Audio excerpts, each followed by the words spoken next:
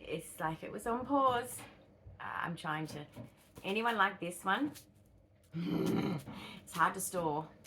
Doesn't fit in my boxes. Sorry about the noise, I don't know what's going on. But yes.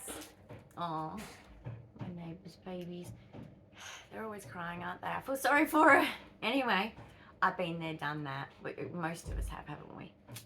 It is fun. Look at this. Stimmy. These are good, guys. It's just, I wish the plastic was a bit softer. That could be improved because it's a little bit, but it's big to store, even when it's down small. Hi. Anyway, welcome to the pajama club. The bed club, if you're in bed a lot like me, that's kind of your home. Because society's too lazy to fix us. Always remember that, peoples. It's not you, it's them. I want you to say it for me. Just whisper it if you're too fatigued. It's not me, it's them. Well done.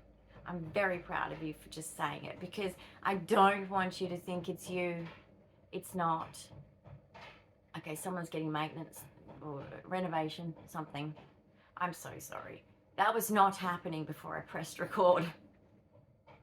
Anyway, I like my glasses, and as you know, sometimes I wear them because I want you guys to feel entertained and not bored. Because boredom sucks for us, doesn't it? Because we're the cool kids and no one hangs with us. And we're like, we're cool, we're just disabled, but we are cool. The people can't see through it, right? They don't want to sit by our bedside. That's too depressing. Imagine what it's like for us then. We seem to do it without getting depressed. I mean, I'm sure if some of you get depressed, because some people are prone to depression, don't feel bad. Okay, it's understandable, okay? Don't look at me and say, oh, but she doesn't. I think it's literally my autism superpower. I don't seem to suffer for long. I have bouts of things where things get me down. I seem to really just rise above it, but I think that's more of an autism superpower. Now he's pouting. Pouting? Don't know if that's the right word. He's upset because his dad's closed the door. Anyway, so I just want you to know your worth.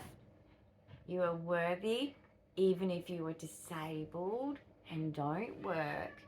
You are worthy, regardless. And, well, the Bible says it, but more than that, if you're not a Bible person, it's just the truth.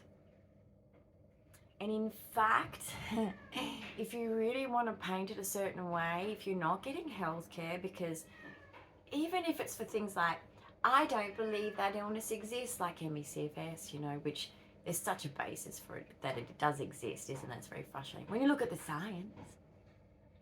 But they go, oh no, it doesn't exist. So I can vouch for that as a 22 cure. Fatigue, like ME/CFS, does exist. I got it after glandular fever. A lot of you got it after many other infections or viral loads. Don't worry, I get it. They don't. And it's called neglect, and I'm so sorry that you're treated that way. Because it's nothing to do with you. Like I said, it's them. I think that if I really look at this intellectually, and I do watch a lot of podcasts, and I apologize because sometimes it overflows in my brain and comes out here. But I will tell you this.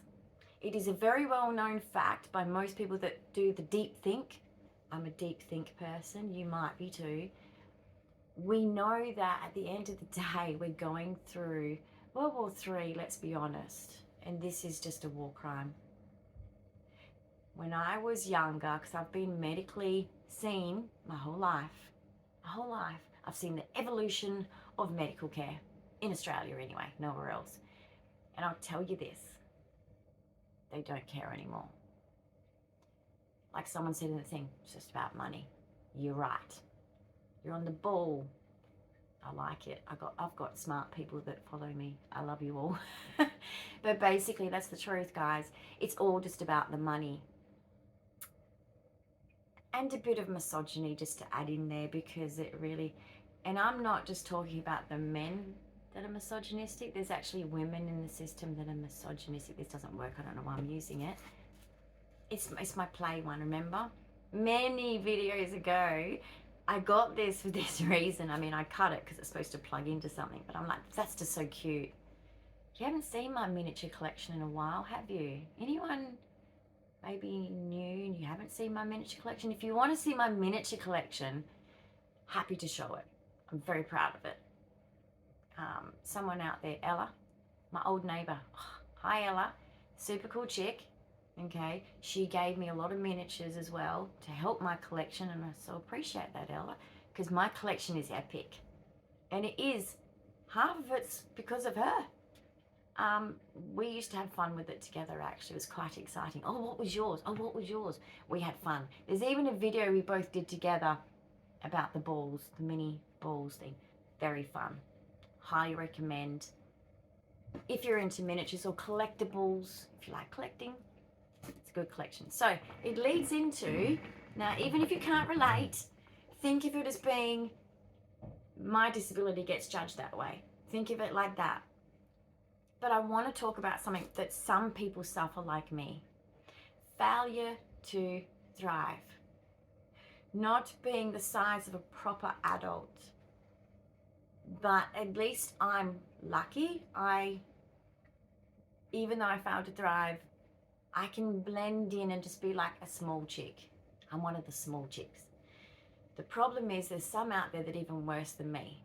Now, I watched this show, which I avoided watching for the purpose of being, I knew it would be triggering.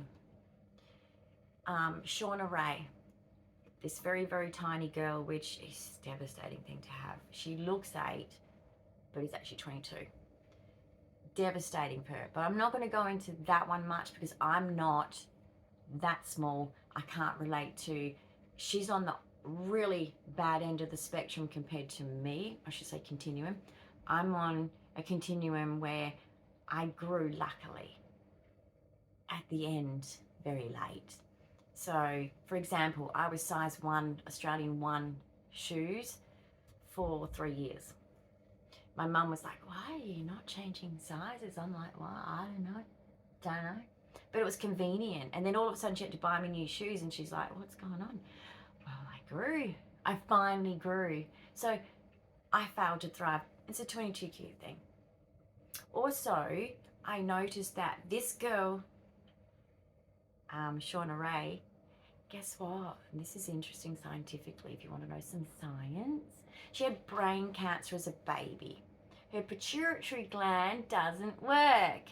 What's wrong with me? My pituitary gland is calcified and doesn't work. I stopped growing. We don't even know when that happened. Anyway, I feel like the size I was when I was 16. And I'm not just talking about height, guys. I'm talking about bones. I'm talking about the fact that I have to shop at Shein because Kmart clothes don't fit. Big W clothes don't fit.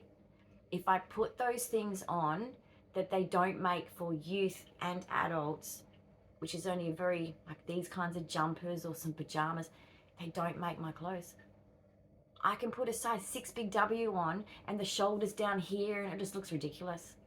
That's why my shirts I got from Shein, I actually cried when I put one of the shirts on. Like it was a long sleeve shirt with a collar and buttons. And I cried. Because I've never owned a shirt that fit me. It always was like hanging down here and like an oversized shirt. And it's like, oh, I'll try and pull that off. And it's just like, I look terrible. And I want to talk about the discrimination I suffered, which didn't even realize that's part of my trauma journey because of disability. Because I was watching it and I kept crying. I was like, this is why I avoided this documentary, isn't it? Because I knew I'd probably relate and I'm just going to cry. So I'm crying throughout this documentary. Oh, let's put some light on it. Hi. Sorry, I don't want to give myself a migraine by straining my eyes. It was brutal yesterday, but I'm better today. Anyway, so yeah, probably because I had a mini little seizure spat, but highly medicated one. So luckily it just didn't really affect me much except make me feel a bit. And then I just slept and slept and slept and slept and slept. a little bit late this morning. So frustrated. Just got my normal sleep cycle back in again, and then that made me so tired. Anyway, it's best to rest after a seizure, isn't it? And get maximum sleep, I guess. But so it was like I felt so bad waking up, but it was getting late. I'm like, it's all good. So yeah, the things that she went through. So I've been bullied so much for being small. There's many examples. I can't give them all, but I'll try. For example, I go to the petrol station, fill up my car. My kids are primary school. I've got 2 boys, and 2 years apart, just under 2 years apart. They're super cool dudes. They're my little dudes, and we had lots of good times together. Even if it was just going shopping, it was always made fun. They used to hide in clothes and things, and I'm like, where are they? And they knew that it would upset me, but they'd giggle. I'd hear this giggles in between clothes. I'm like, ugh. I didn't take them shopping much for that very reason. Shopping centres isn't a place for kids, is it? Unless you're buying their clothes. Oh, that was fun. Anyway, let's not sidetrack. But I used to take them clothes shopping in winter and summer, and I'd be like, go for it. You need one of this, one of that, 2 of this, 2 of that. And they just go for it and just chuck it in the trolley. It was fun. It was fun watching my kids just enjoy those simple things, you know? Anyway, and behind me was a mum from school who our sons actually played a lot together. So he was the same age as my youngest, which, gosh, my youngest is a splitting image of one of my YouTubers that I follow. It's like, are we family? I think we need to look into the family tree. But anyway, my youngest son used to play with this kid, and he was young at the time, so I don't know, about 9 maybe. And she's like, oh hi Dyan. I thought it was a child standing in front of me. And it's like, oh hi. And I was actually really, what would you call it? Flat affect, which is how I grew up, with a flat affect. Hence why I got told to smile so much. And I left, and I was teary, but I just sucked it up. Went back home to my family, because it was actually the weekend. And I actually look back now, and that's the day I actually lost my sunglasses, my prescription sunglasses. Never bought prescription sunglasses before, and never will again, because anyway, I can't drive anyway for years now because the neurologist took my license. But basically, I drove off with them, probably on the roof of the car as I was filling up. Anyway, that's how much it affected me. I was angry. I was upset. I was questioning, and I remember saying to Sue when I got home, like, why would someone say that? And he's like, that's just rude. I'm like, yeah, it is. I've had even nurses go, oh my gosh, you're very small. And they say it that way, and it's like, yep, I can't do anything about it. So what are you mentioning it for? It's just amazing. I've had women say to me, this one woman came up to me and she said to me, oh, you're so small, that do you get bullied by other women a lot? I'm thinking, isn't that a guy thing about the size, you know? Because my grandfathers, and I think they did this to make sure I'd be okay, by saying good things come in small packages. And I'd be like, so grateful. Anyway. And in year 8, I had a teacher who nearly took me to the office, because he's like, this is first year of high school. He's like, are you sure you're meant to be here? I'm like, yes, because I'm selective mute. Even though I majorly stopped being permanently selective mute at 11, it was still there, you know, in difficult situations that I didn't know how to navigate. It would just happen again. It's not actually selective. You don't get a choice. It just happens. And I'm looking at him and I'm like, and he's like, you been put up a grade? No, I'm shaking my head. And this is just the music teacher. It's like, shut up. Just teach me guitar, idiot. That's all you're meant to do. Can you just shut your mouth? All I remember feeling is just anger at the judgment, right? And anyway, I think he went and spoke to another teacher and he was going to take me to the office to check. Humiliated. High school's hard.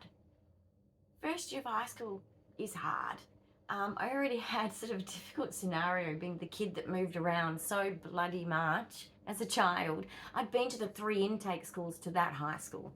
So I was like, oh, this is really uncomfortable. Like, they're all like, you're hanging out with Hillary's kids all the time. So I live in Hillary's. I've always lived in Hillary's, even when I went to your school, but I used to have to walk. Okay?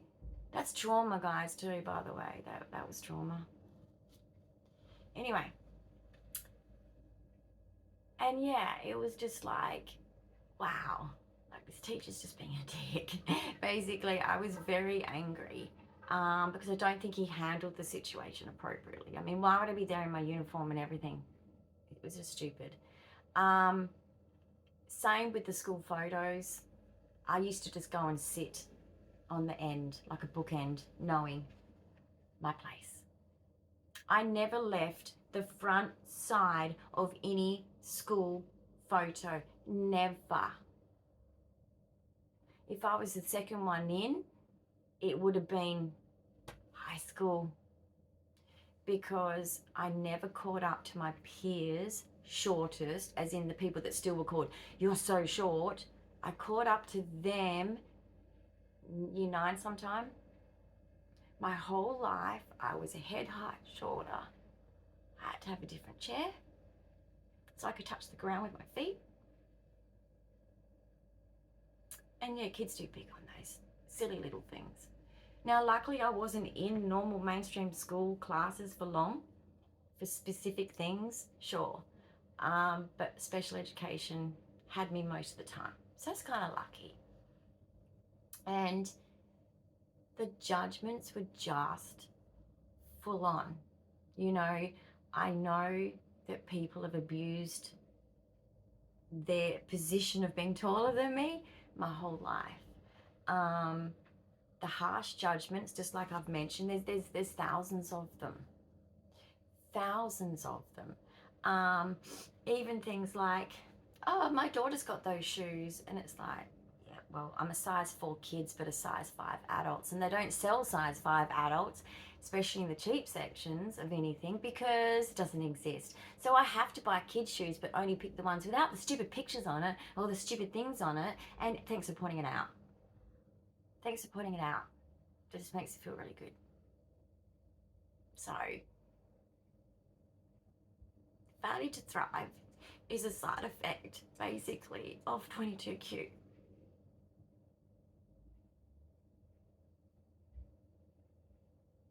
And it has caused me a lot of trauma. Because it's the way people have treated me. It's as if it's my fault that I'm small. I've been accused of being anorexic when I haven't been in normal weight range. I've even said to my doctors along all those years when I was younger, am I too skinny? Like, everyone keeps telling me I'm going to die. Because I'm autistic, I take it so serious. And they'd check me out and they'd go, no, you're fine. Nothing's wrong. Good. So I'd say that to them. My doctor said there's something wrong, but of course I don't believe you. And I'd get accused and I'd have extra food put in front of me, and it's like, yeah, I know why you're doing that. Because you assume that because I'm so small that I'm anorexic. And no one even who has anorexia should be treated like that. It's none of your business if someone's got a health condition. But, so I can relate. If anyone's had anorexia, I can relate, because I was treated all my life just because I'm a healthy eater. Nah, that size, you've got to be anorexic. So I'm small.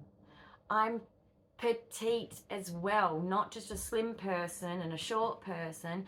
I am petite. From shoulder to shoulder is not the same as an average woman.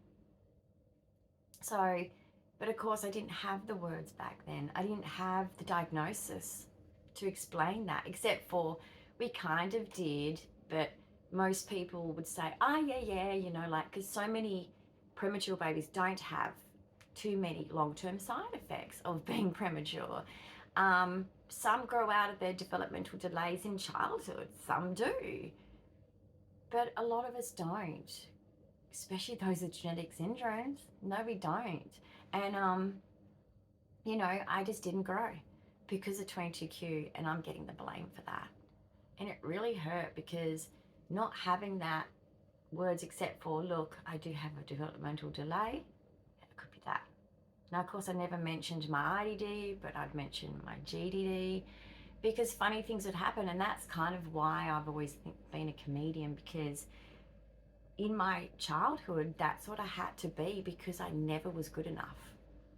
I grew up in a perfectionistic family, and I was never good enough. It's still the case now, and I think it's disgusting, but, and I'm very disappointed. And I know that the only thing I think that keeps me going is knowing all of my family that have died would be pulling them up if they were still here and saying, this is unacceptable to treat her like this. What are you doing?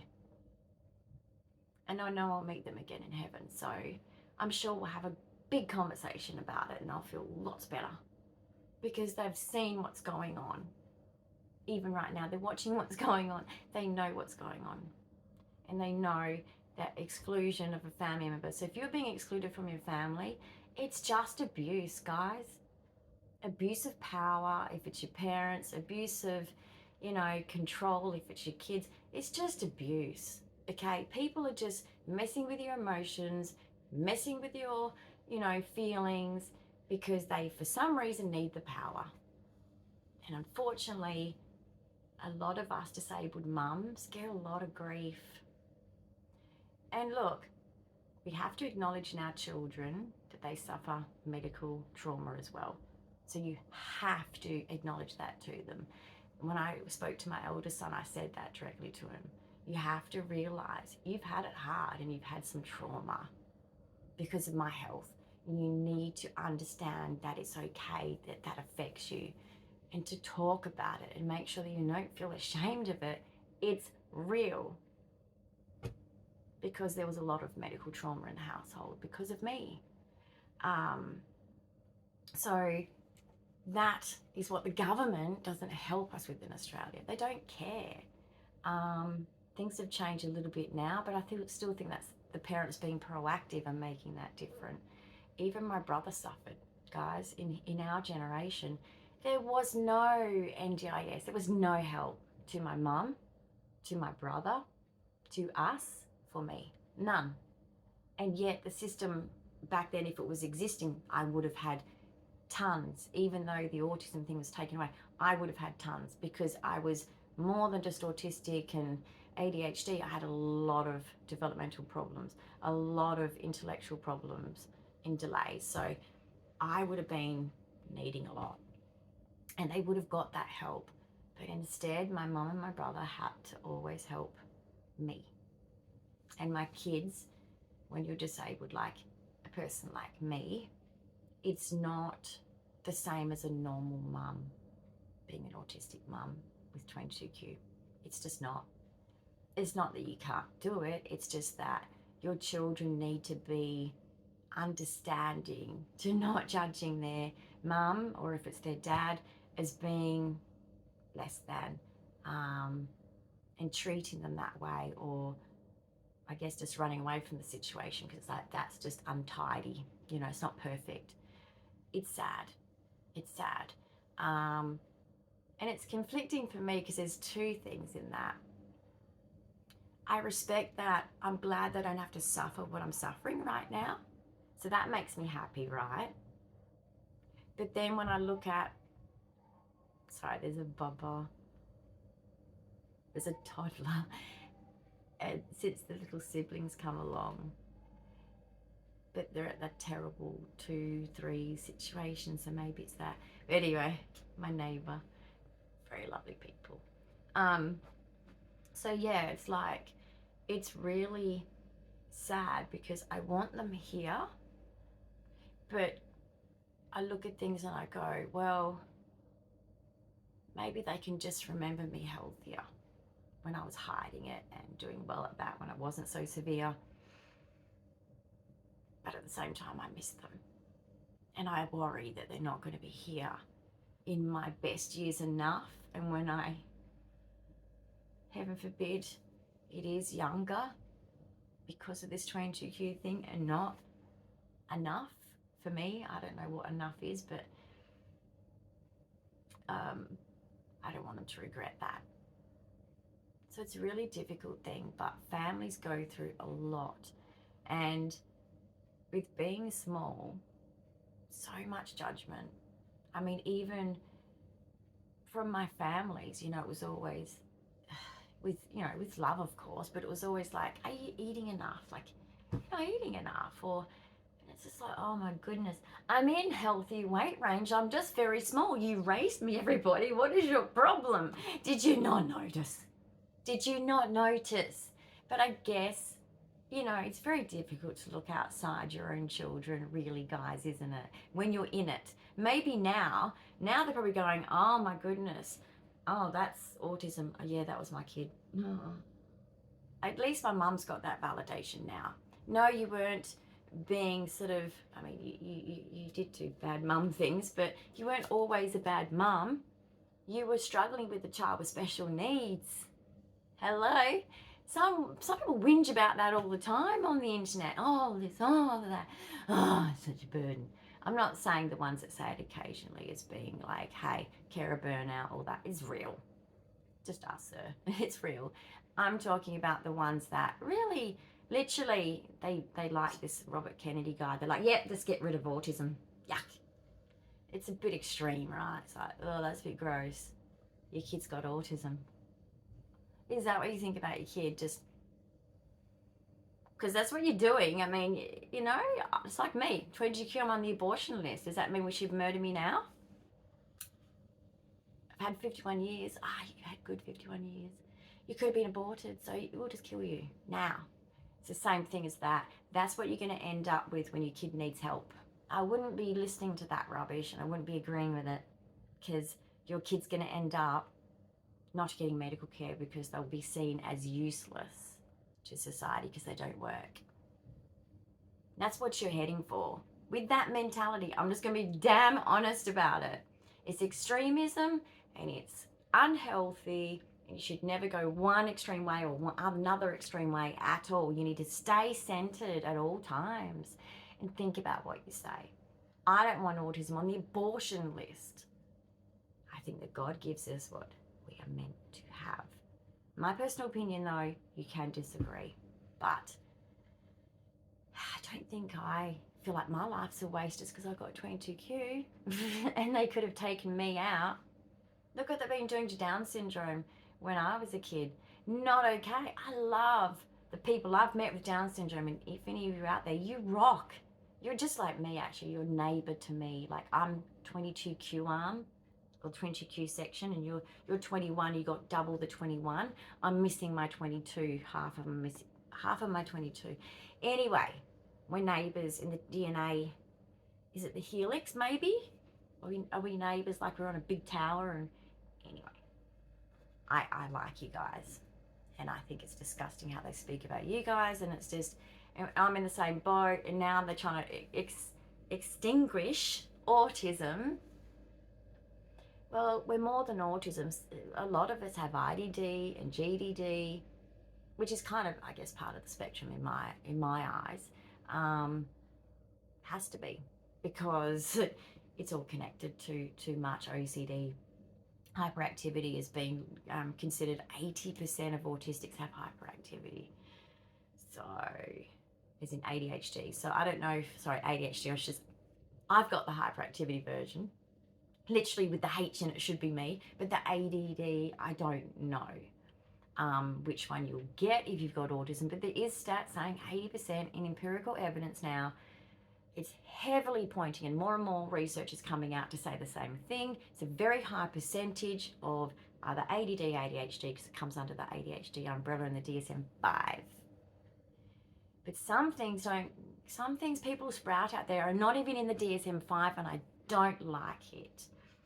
You're not a doctor. Nor am I, but I'm stating facts from books that they use to diagnose. Anyway, it's sad when your family can't accept who you are.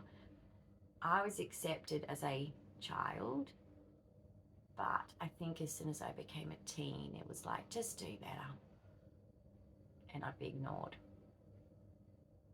as if I was failing. So it's been very difficult because my failure to thrive, I do believe, has created an imbalance in most of my friendships. It really has created this. And we thought it was just a male thing, didn't we? But I'm going to tell you this, it's not. And it is weird because men compete at being tall because men are meant to be big and women are meant to be small. So anyway, it's become the same thing with women now. And people look at me and go, oh, you must be so feel inferior because you're small. It's like, I don't. I'm a chick. Why should I feel inferior? Yeah, I got step stools all around my house and buffets and things that I stand on, and sometimes Sir will come home and I'm standing on something and he's like, what the hell are you doing? Well, I can't reach it, can I? So I just grab the nearest thing to step on because that's what I do. I'm good at doing that. Don't do it anymore, of course. As you know, I've got gait issues, but like I do it all the time, my whole life. We didn't have even step stools for many years, guys. I had to use around the house chairs and whatever else. I had no choice. To be independent, I had no choice.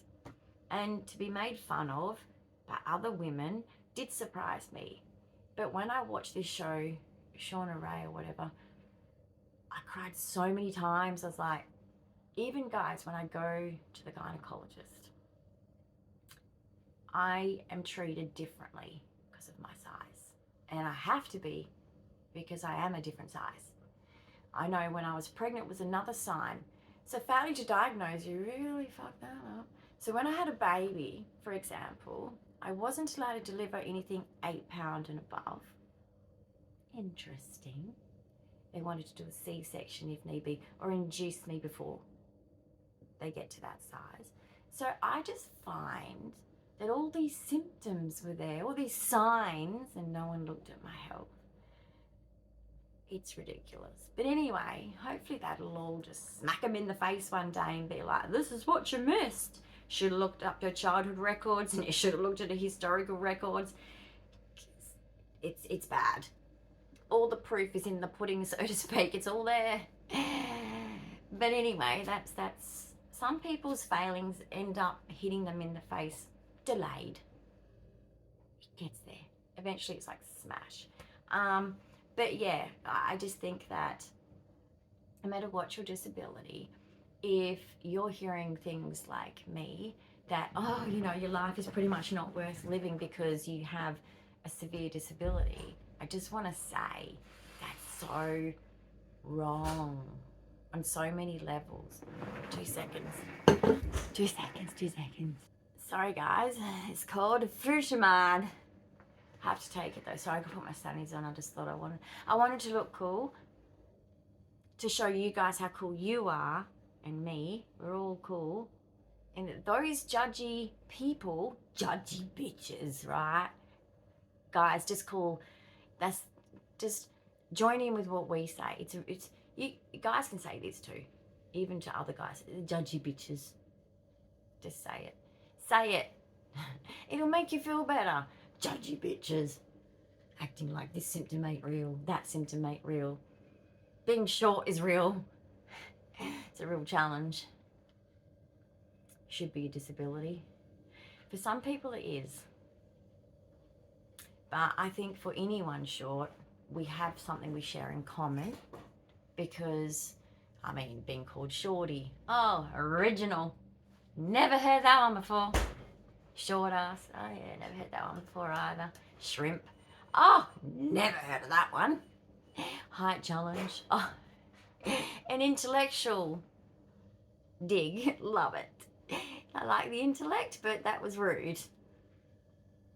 So yeah, there's so many things about being short that I didn't realize how much it affected. Not so much now, but you know, when you're in your 20s, you're very much, you come out of that more towards your mid-30s and stuff. You get more and more confident in your 30s, I reckon, is when it starts. Well, for women, guys, you can tell me when you guys might be feeling that, but I felt a lot more confident in my 30s. And I think that's because my autism diagnosis back then gave me a lot of confidence, because I was like, this is me, get fucked. Everyone, don't care. You don't like me? Oh, shame. Bad for you, because you're not going to see an awesome person grow out of this, because I knew what I was squashing. Because as a kid, my family found me amazing. Most of them are not here anymore on this earth, but they thought I was great. And that's what I hold on to, because it's true. We're all great, guys. We're just hard to be seen for our personalities because of our disability. But you have a personality, and it's valuable. You've got a superpower of some kind. You're really talented at something. You need to tap into that. You need to find it and tap into it, because everybody has it. That's why God made us different.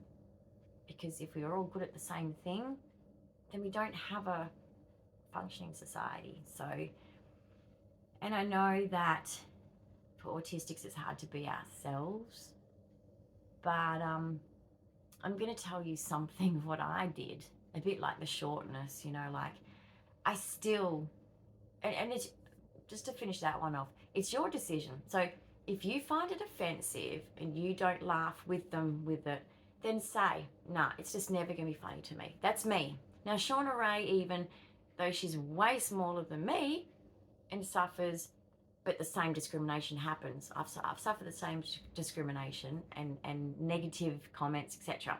And I want your ID. It's like, I'm 32. No, I want your ID. Far out. I'm 32. These are my kids. You want ID? Get over it. It took that, it was mid-30s and they stopped asking. But guys, when I look back, because of my smallness, when I was like 18, 19, I looked like a primary school kid. Even though you could tell I was an adult though, and I acted like an adult,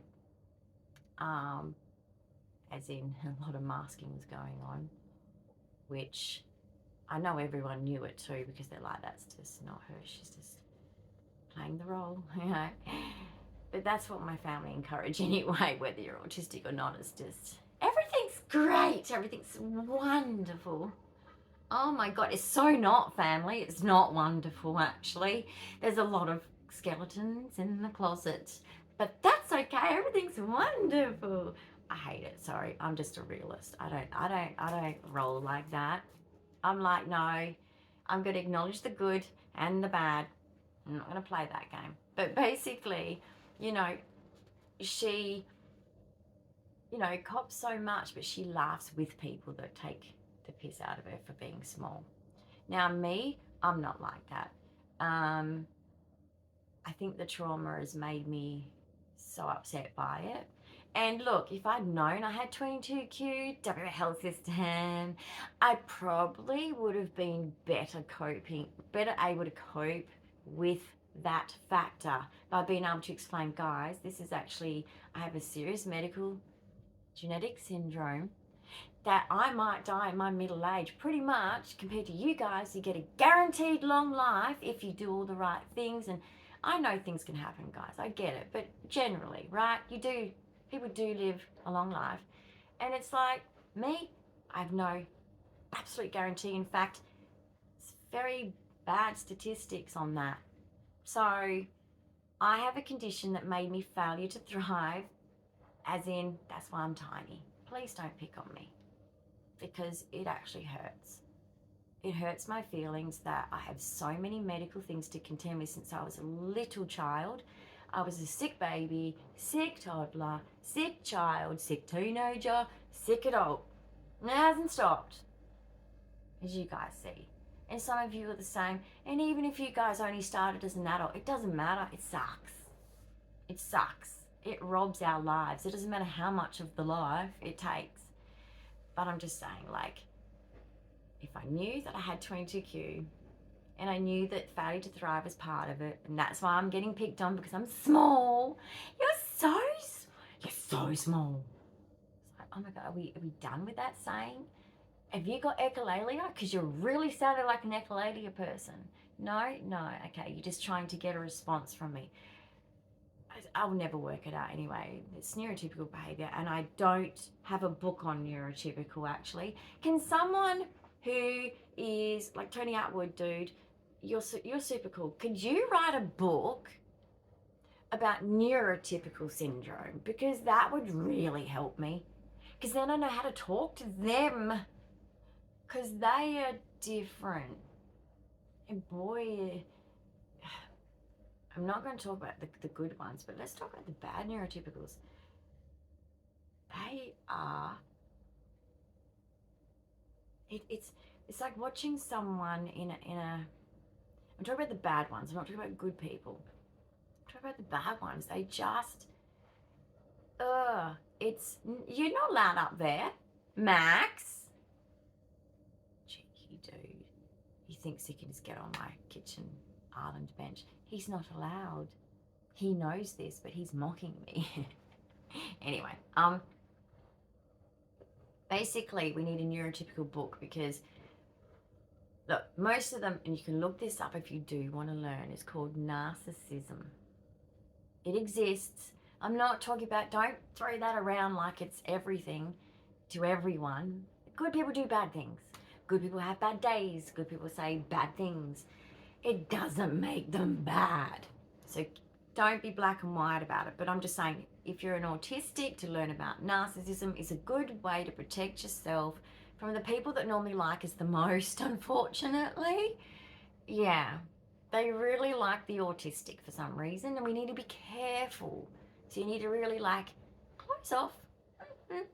Okay, but anyway, learn about them, because they are a menace in society and they hurt a lot of people. I mean, there's so many documentaries out there that you can probably say, yeah, that person's a narcissist and they've harmed other people. That's all they do.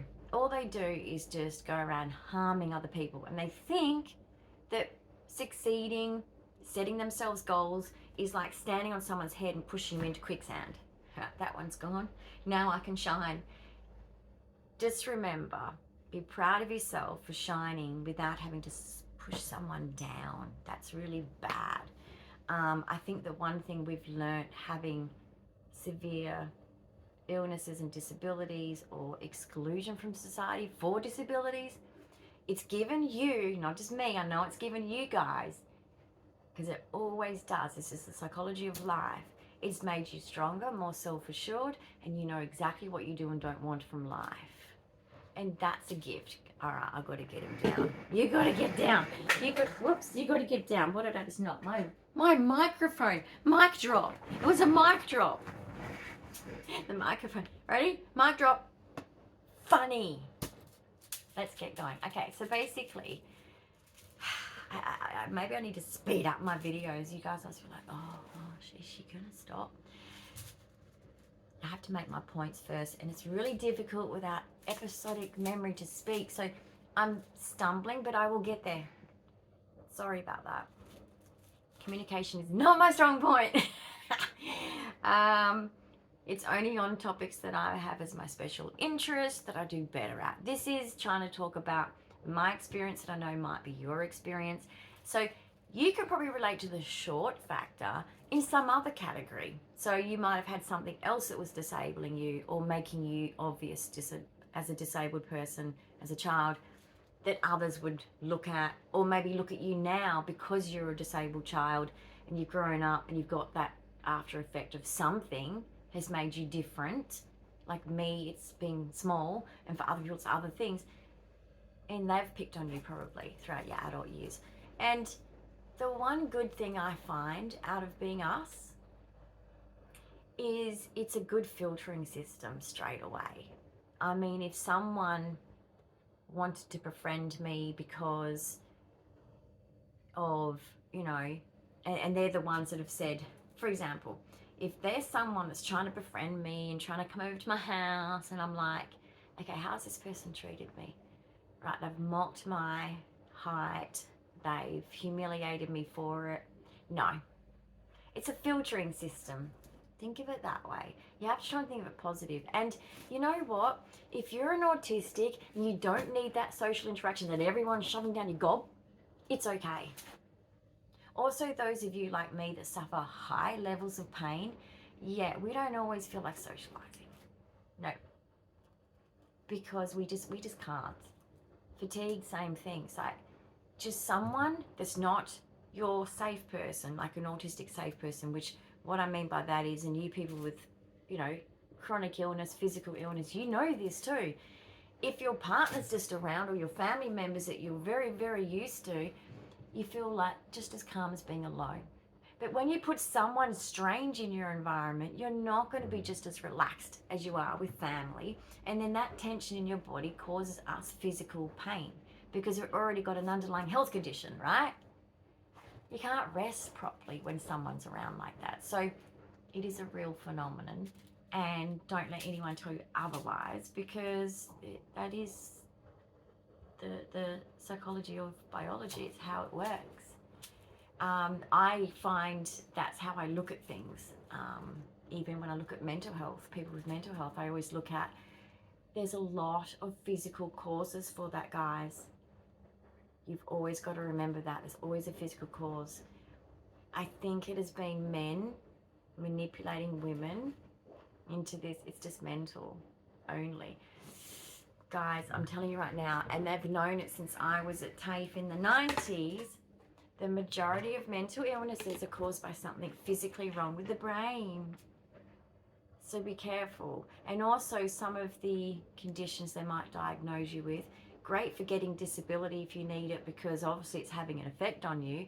But what I want you to think about in the back of your mind, was it a society caused, like PTSD, right? We shouldn't have PTSD, people. We shouldn't. But because the world is full of assholes, we have PTSD. Simple as that. If there was a world that was accountable, like to God or just to a code of ethics of some kind, then can you stop bumping my camera, sir? Lie down. Then basically we wouldn't be traumatized. We wouldn't be judged. We wouldn't be seen as, you don't fit. We should all fit. Disabled, autism, doesn't matter what it is. But with my autism, and this is the thing, like, I think is like people's wish is that, their kid's so much more autistic. And it's like, no one's more autistic than each other. It's not a competition. It's a really sick game to play, but people do it. You guys all know it. So what I want you to think about is, I just want to say, I honour that trauma. When you go out to the world and you try and be neurotypical and it fails, because it always does, right? Or if you're disabled and you're trying to hide the disability and it fails, right? Whether it's fatigue even, like, doesn't matter what disability you've got, it's damn debilitating, and you try and hide it and it still comes through, and therefore you don't fit in, they don't let you in. And then people don't acknowledge it, and you go, yeah. That's what I say to that. It is just ableism, guys. I mean, some people want this Robert Kennedy stuff to be coming into their life when they've got a child with it. It's like, oh, if I was your child, I'd be like, fuck you. You want to kill me? You wished I wasn't born? You're my parent. Or you're my family. That's disgusting. That's really bad. It's called eugenics, guys. And I'm sorry, but there's no other word for it. I think it's disgusting. I think it's disgraceful. Same with 22Q. Don't abort me. No, I don't want your abortion pamphlet with my diagnosis at 48 years of age. I got an abortion pamphlet. would not have aborted my children if there was technology back then like there is now to say that, yep, your child might have it. Well, God's given me these children and I am not going, this is just my personal thing, I'm not going to kill my child. I don't feel it's right. I'm Catholic, you probably know that. That's just mine, okay? But that's how I feel. I don't believe in eugenics at all. We have always had, just like in the Bible or just in society, we've always looked after our most vulnerable. Majority of them are elderly. And look what we're doing to them. Shame. Okay?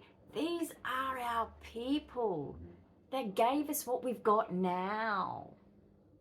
We have to look after every single one of them with respect. But sadly, they're in the same system as people like me. We're a cash cow. And that doesn't bring good things sometimes to us, guys. I mean, I'm very particular. I make sure I've got good providers.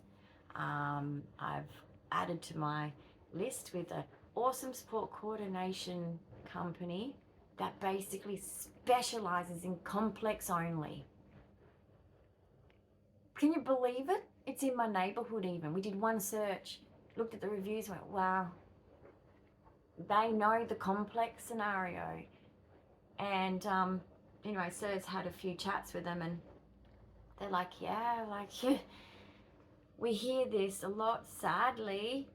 And this is, how do you call it? I don't know what the technical name is. I've never been an office worker, but I could not work in an office. That's prison for me. But basically, something about, well, they're all health practitioners, as I said, as support coordinators there. None of them are just new to the system or anything like that. They really, really know what you need. So my support coordinator would be she was previous a registered nurse. Happy days for me. So she'll know what I need just by having a chat with Sir with my medical records, and she'll go, yep, I know what to do. Oh, thank goodness. So it's going to be effortless. And I know people might think, but you don't need a registered nurse to be a support coordinator. You do. When you're complex, you do. You really, really do. Because when you're rare, only a registered nurse, and that's what I found in hospital when I've been in hospital, the mature registered nurses go, and they look it up on Google and they research it. Even my neurophysiologist did the same thing. She looked it up. She had many chats with me. She showed interest, in fact. I was like, thank you, because you're learning from me and then you'll be able to learn for other people that come to this hospital with 22Q. That's how medicine should be. They take interest in the modern DNA testing and the symptoms of that.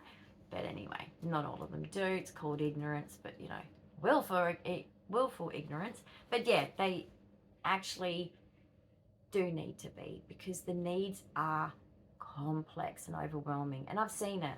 And it's not anyone's fault, because I'm rare. I'm complex. And so when normal, support workers come in, it's not that they're bad workers. It's not that they're not good at their job. It's just that they can't do the high level medical that I need. And that's dangerous for me, dangerous for them. And also, guys, medical trauma is real. And how I know this is the people that come in to care for you have to be ready for that. And I have seen support workers out of their depth, and it's no one's fault. It's just the way the system has been set up from the top down. It's no one's fault. Everyone that's trying to organise the care and everyone that's trying to get carers, or the carers themselves that come on board that, like I said, they're all good carers for someone, but just not for me. And I've seen that, that they get traumatised, guys. They suffer trauma. Because they get to know you, you do bond with people. We're humans, right? And then when they see you sick, it's upsetting for them. And it does wear on them. And that's why I say, to carers, I salute you. Now, they get paid well in Australia. They get paid very well, which is good. Because I think I wouldn't say for the ones not doing their job, but that's a separate thing. There's not many of them. Majority doing their job, right? They deserve it, because the type of work this is very heavy, seeing people suffer. So that's what I got to say. So I do want to acknowledge there's the trauma on us. Like I said about me being small, I have noticed now that I see it, I can now be more confident about it, right? I've now got comebacks. I've now got things I've already been joking about with my Tourette's luckily taking over and helping me with that, and my OCD brain thinking a lot. I feel ready for it because I wasn't raised with it. With my kids, I was an active parent. I'd play with them, I'd talk to them, hang out with them. My mum was not an active parent. She didn't hang out with us, she didn't talk to us. It was just such very little teachings, really. I learned by watching her, but we didn't sit down and have conversations. And so I lacked a lot of that support of, hey, you know, you're smaller than the other kids. How does that feel? You want to talk about it? Like, how are you coping with it? Are you getting teased for it? I didn't have any of that. My kids, I'd always check on all of these aspects. So, you know, that's why my kids are so confident. I'm so proud of that. Because I had to make myself confident because I didn't have that. So now I feel confident on being short. You like the microphone? Ew, it's wet now. He's chewing on that. Okay, you can have it, but that's gross. So now I can be confident. So I'm winning, and I think it's a good, but I'm glad I waited to watch that show because it cracked me. In the first 5 minutes or 10 minutes or something, I was like, oh, this is going to be heavy. This is trauma. And I didn't realize such a simple thing as being way smaller than other grown women, never feeling like a real woman. Sad.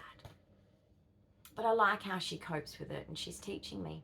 She's way younger than me. She's teaching me something. So guys, don't ever forget if you're young. I'm 51, she's 22. She's teaching me something just by me watching her. So you all have something that you can teach others, that people can find, wow, I need that person. I need to hear from that person. You're so valuable. And don't forget that.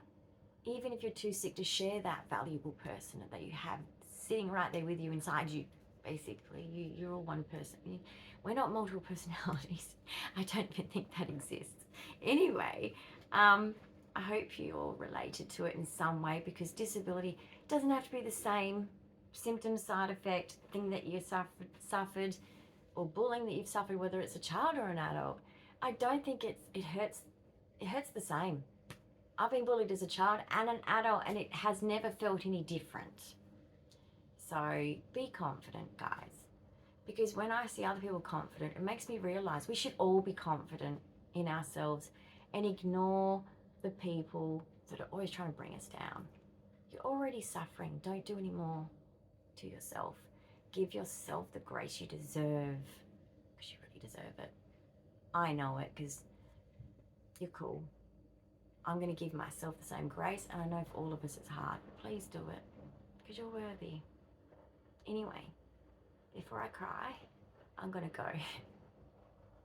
Have a good day or a good night, and take care of yourself until the next video. I love you. Bye.